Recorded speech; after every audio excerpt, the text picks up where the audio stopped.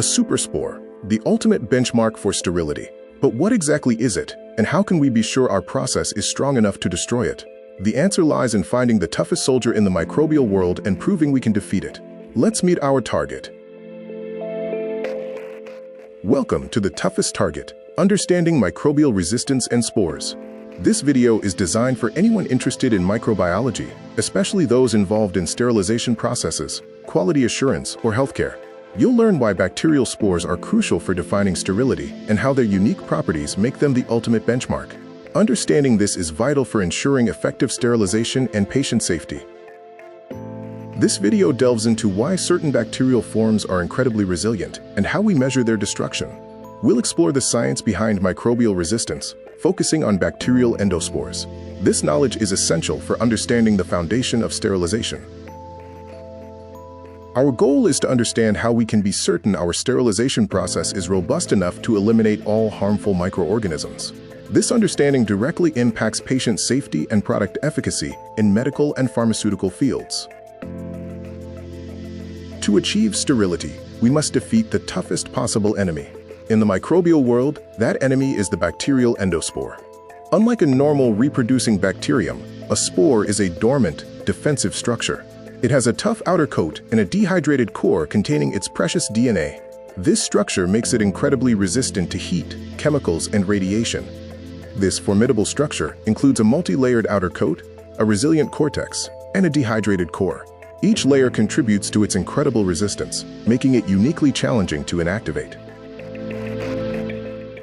This structure makes it incredibly resistant to heat, chemicals, and radiation. Our entire sterilization process is designed to overcome these defenses.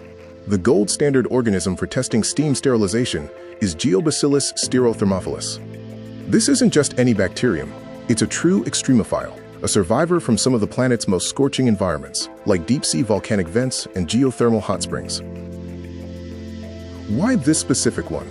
Because its spores are the most heat-resistant organisms known that are non-pathogenic to humans. The logic is simple and powerful. If your process can be proven to kill 1 million of these super-resilient spores, it is guaranteed to have obliterated any lesser microbes that may have been present. This concept of resistance is so important that we quantify it with a specific value. This is the D value, or decimal reduction time. It's the time in minutes, at a specific temperature, required to kill 90% of the microbial population. If our spores have a D value of 2 minutes at 121 degrees Celsius, it takes 2 minutes to go from 1 million to 100,000. Another 2 minutes gets us to 10,000, and so on. This predictable logarithmic kill is the mathematical foundation of sterilization. Now let's test your understanding with a quick knowledge check.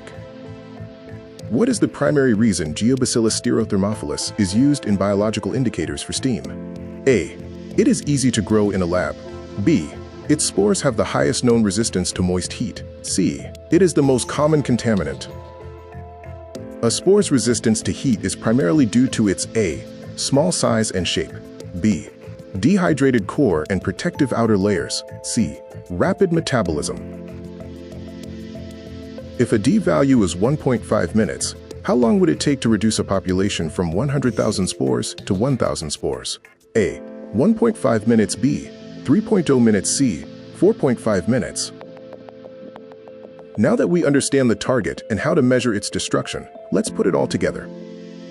In the next video, we'll explore how D values, Z values, and time are combined to calculate the total lethality of a cycle, the F0 value.